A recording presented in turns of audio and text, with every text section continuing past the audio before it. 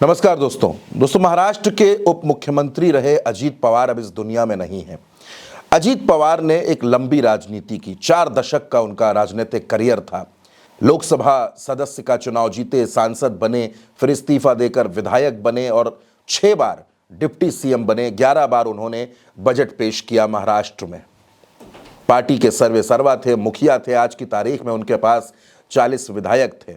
अपने पीछे वो एक बड़ा राजनीतिक संगठन भी छोड़ गए हैं। उनकी पत्नी सुनेत्रा पवार भी सांसद हैं। अजीत पवार का निधन जब हुआ तो उस निधन के बाद उनके परिवार के लोग, उनके समर्थक बुरी तरह से टूट गए। अजीत पवार के शव की पहचान भी उनकी कलाई पर बंधी हुई घड़ी से हुई दोस्तों। लेकिन अजीत पवार के निधन के बाद अजीत पवार का एक वीडियो बहुत वायरल हो रहा है, एक बयान बहुत वायरल हो रहा है। आप जानते हैं कि अजीत पवार अपनी बेबाकी के लिए जाने जाते थे। वो जो कहते थे सो कहते थे, जो कहते थे डंके की चोट पर कहते थे। और उनके जो समर्थक हैं, जो उनको जानने वाले लोग हैं, जो महाराष्ट्र के पत्रकार हैं, वो ये कहते हैं कि अजीत पवार वही कहते थे जो वो कर सकते थे। अजीत पवार कभी भी वो बात नहीं कहते थे जो उनके बस में नहीं होती थी, जिसको वो नहीं कर सकते थे। राजनीति में ऐसे स्पष्ट चेहरे बड़ी मुश्किल से मिलते हैं। लेकिन अजीत पवार हमेशा सवालों का भी बड़ी सच्चाई से और साफगोई से सामना करते थे और जो मन में होता था वही उनकी जुबान पर होता था।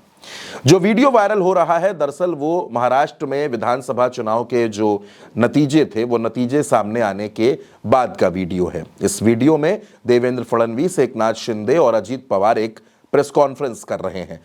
तय ये हो चुका था कि देवेंद्र फडणवीस मुख्यमंत्री बनेंगे, लेकिन अभी सस्पेंस इस पर बाकी था कि एकनाथ शिंदे डिप्टी सीएम बनेंगे या नहीं बनेंगे। और उसी को लेकर यह प्रेस कॉन्फ्रेंस चल रही थी। पत्रकारों ने सवाल पूछा कि आप डिप्टी सीएम बनेंगे या नहीं बनेंगे। इस सवाल के जवाब में एकनाथ शिंदे बोल ही रहे थे कि बीच में अजीत पवार कुछ ऐसा बोल पड़े जिस पर ठहाका गूंज गया।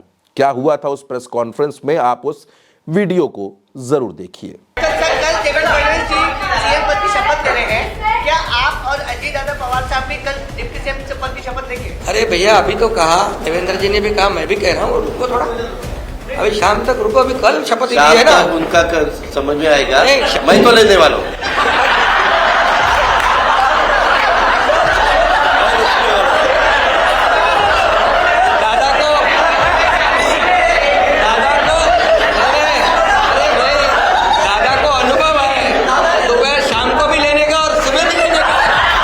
तो दोस्तों, ये वो वीडियो है जो वायरल हुआ था, जिसको आज भी लोग बहुत सुन रहे हैं। अजीत पवार के समर्थक भी, विरोधी भी, और खास तौर पर उनके समर्थक जब इस वीडियो को देख रहे हैं तो उनकी आंखें कुछ भीग सी जाती हैं।